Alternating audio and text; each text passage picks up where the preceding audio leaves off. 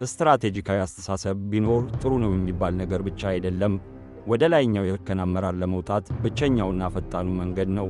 እነዚህን 6 ሥነ ሥርዓቶች ላይ በማተኮር አፈጻጸሙን ማሻሻል ብቻ ሳይሆን የዓለማችንን ታላላቅ አሳቢዎች የአእምሮ ጥበብ መቆጣጠር ይጀምራሉ። ታላላቅ ስትራቴጂካዊ አሳቢዎች ተወልደው ይገኛሉ ወይስ በሂደት ይፈጠራሉ? ይህ ጥያቄ ለብዙ አስርተ ዓመታት የኖረ ነው። እውነታው ግን የሁለቱም ቅልቅል መሆኑ ነው። አንድን ዓለም አቀፍ የማራቶን ሯጭ እንደ ምሳሌ እንውሰድ። ይህ ሰው አካላዊ ጥንካሬና የሳንባ አቅም ይዞ ሊወለድ ይችላል። ነገር ግን ጥብቅና የታቀደለት ሥልጠና ከሌለ ያ የተፈጥሮ ስጦታ ዝም ብሎ ይባክናል። ስትራቴጂካዊ አስተሳሰብም ከዚህ አይለይም። ምንም እንኳን አንዳንድ ሰዎች በተፈጥሮ የተሻለ ዝንባሌ ቢኖራቸውም ማንኛውም ሰው በተሞክሮና በትጋት እነዚህን ክህሎቶች ሊያዳብር እንደሚችል ጥናቶች ያረጋግጣሉ። የዘመናዊውን የአመራር ውስብስብነት ለመወጣት 6 ዋና ዋና የአእምሮ ሥነ ሥርዓቶችን ዲሲፕሊንስ መቆጣጠር ያስፈልጋል። እነዚህም ፈተናዎችን ለመለየት፣ ቅድሚያ የሚሰጣቸውን ነገሮች ለመወሰንና ሰዎች በየጊዜው ከሚለዋወጠው ዓለም ጋር እንዲላመዱ ለማነሳሳት መሠረቶች ናቸው። ሁኔታዎችን መለያ ጥበብ ፓተርን ሪኮግኒሽን የመጀመሪያው ክህሎት የሁኔታዎችን ወይም የንድፎችን ተያያዥነት የመለየት ችሎታ ነው።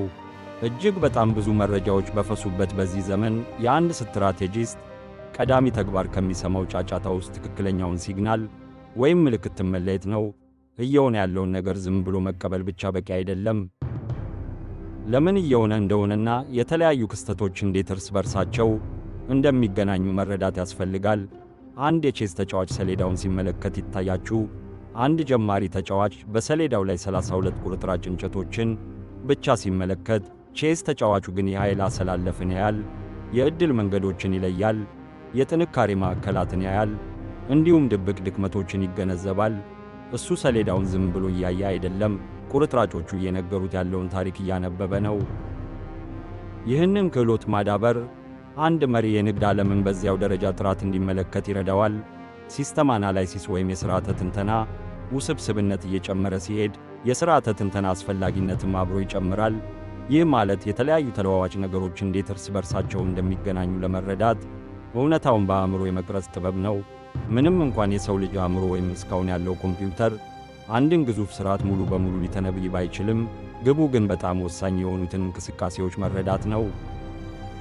የአየር ንብረት ትንበያን እንደ ምሳሌ እንውሰድ።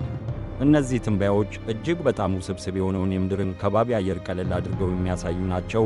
ከእውነታው ማለቂያ የሌላቸው ተለዋዋጮች ጋር ሲነጻጸሩ ጥሬ ሊመስሉ ይችላሉ። ሆኖም አጠቃላይ የሥርዓቱን ዋና ዋና ባሕርያት ስለሚይዙ አስደናቂ የሆኑ ትንበያዎችን ለማድረግ ያስችሉናል። አንድ ስትራቴጂካዊ ሐሳቢም ለድርጅቱ ተመሳሳይ ነገር ያደርጋል። በኢንዱስትሪው ውስጥ ያለውን አየር ለመረዳት የሚረዱ የአእምሮ ሞዴሎችን ይገነባል።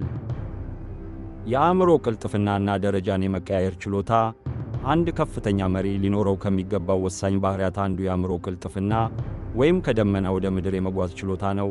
ይህ ማለት የትንተና ደረጃዎችን በፍላጎትና በተለዋዋጭነት የመቀያየር ችሎታ ነው። ሰፊውን እይታና የረጅም ጊዜ ግቦችን ለማየት ደመና ላይ መሆን አለብዎት። ነገር ግን አንድ ታላቅ ስትራቴጂስት እዚያው አይቀመጥም። ሁኔታው በሚጠይቅበት ጊዜ ወደ ምድር ወርዶ ጥቃቅን ዝርዝር ጉዳዮችን የመመርመር ብቃት ሊኖረው ይገባል። በእነዚህ ሁለት ጽንፎች መካከል ሳይጠፉ የመመላለስ ችሎታ አንድም ባለራዕይ መሪ ዝርዝር ጉዳይ ላይ ብቻ ከሚጠመድ መሪ ይለየዋል። የተዋቀረ የችግር አፈታት ቡድኖችን ስለ መምራት ሲነሳ በደመ ነፍስ መመራት ብቻ በቂ አይደለም። የተዋቀረ የችግር አፈታት ዘዴ ያስፈልጋል። ይህ ሥርዓት ቡድኑ በትክክለኛ ችግር ላይ ትኩረት ማድረጉን ያረጋግጣል። አንዴ ችግሩ በትክክል ከተለየ በኋላ ሂደቱ ወደ አማራጮች ማመንጨትና ጠንካራ መፍትሄን ወደ መፈተሽ ይሸጋገራል። ይህ አወቃቀር በጣም አስፈላጊ ነው፣ ምክንያቱም በቡድኑ ውስጥ መግባባትን ይፈጥራል። ባለድርሻ አካላትን ጥብቅ በሆነ የችግር መለየትና መፍታት ሂደት ውስጥ በማሳለፍ ውሳኔ በሚሰጥበት ጊዜ ሁሉም ሰው በሐሳቡ መስማማቱን ወይም ቢያንስ በስትራቴጂው ላይ ሙሉ እምነት እንዲኖረው ያደርጋል። ራዕይ የአመራር ልብ ነው። ሰዎች ወደዚያ ለመጓዝ ጉጉት እንዲሰማቸው የሚያደርግ የወደፊት ምስል የመሳል ተግባር ነው። ሆኖም ራዕይ በሁለት ተቃራኒ ኃይሎች መካከል ያለ ጥንቃቄ የተሞላበት ሚዛን ነው። በምኞትና ሊደረስበት በሚችል ግብ መካከል ወደ ምኞት ብቻ ካጋደሉ ራዕዩ ከእውነታው የራቀ ይሆናል። ሰዎች ግቡ የማይቻል እንደሆነ ሲሰማቸው እምነት ያጣሉ፣ ይህም ተነሳሽነትን ይገድላል። በአንጻሩ ደግሞ ራዕዩ በቀላሉ ሊደረስበት የሚችል ብቻ ከሆነ ተራ ነገር ይሆናል። ሰዎችን ለማነሳሳትና የተሻለ ሥራ እንዲሰሩ ለማድረግ የሚያስፈልገው እሳት ይጎድለዋል። እውነተኛ ስትራቴጂስት የወደፊቱ ጊዜ አስደሳችም በተመሳሳይ ደግሞ ሊደረስበት የሚችልም የሚሆንበትን መካከለኛ መስመር ያገኛል። በመጨረሻም የፖለቲካ እውነታ አለ። ፖለቲካ በማንኛውም የሰው ልጅ ድርጅት ውስጥ ያለ ነው። ውጤታማ ስትራቴጂካዊ ሐሳቢዎች ደግሞ ከፖለቲካ አይሹም፣ ይልቁንም ይቆጣጠሩታል። በዚህ ረገድ አንዱ ዋና መሳሪያ የቅደም ተከተል ስትራቴጂ ነው። ይህ ማለት አንድን እንቅስቃሴ ለመፍጠር ከሰዎች ጋር የምንገናኝበትን ቅደም ተከተል በጥንቃቄ ማሰብ ማለት ነው። ለምሳሌ ሁለተኛውን ሰው ለማሳመን መጀመሪያ የመጀመሪያውን ሰው ማሳመን እንደሚቀለው ታውቀው እርምጃ ይወስዳሉ። በዚህ ሂደት ውስጥ ሌሎች ስጋት እንዲሰማቸው ወይም ተቃውሞ እንዲያነሱ በማያደርግ መልኩ በጥንቃቄ መንቀሳቀስ ያስፈልጋል። ይህ ማለት አንድን ስብስብ በአንድ ጊዜ ሊዘሉት ወደማይችሉት ግብ ደረጃ በደረጃ የመውሰድ ጥበብ ነው።